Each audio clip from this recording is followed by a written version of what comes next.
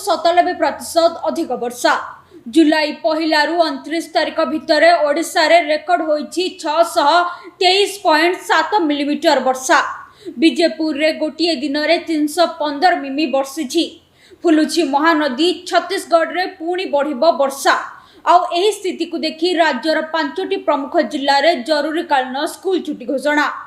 तेबे राज्य रे जो गभीर अवपात सृष्टि होइतिला ताहा एबे ओडिशा टपी छत्तीसगढ़, पूर्व मध्य प्रदेश एवं विदर्भ उपरे गति करुछि बोली पाणीपाग विभाग पक्षरु सूचना दिया जाइछि। तेबे आसंता 24 घंटा भितरे एहा आहुरी दुर्बल होई साधारण अवपातर रूप नेब बोली आंचलिक पाणीपाग विभाग तरफरु सूचना दिया जाइछि।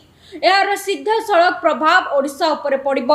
आज ठारू राज्य रे वर्षार प्रकोप क्रमशः कमिबो। बुधवार राति गुरुवार सकाळ भितरे दक्षिण और पश्चिम ओडिशार केतेक जिल्ला रे प्रबल वर्षा होइतिले मध्य गुरुवार दिन आउ कोनोसी बड़ वर्षार संभावना नाही बोली आईएमडी पक्षरु सूचना दिया जाइछि। तेबे अनेक स्थान रे हालुकारू मध्यम धारणर वर्षा होई पारे। आउ शुक्रवार ठारू वर्षार परिमाण आहुरी ह्रास पाइबो।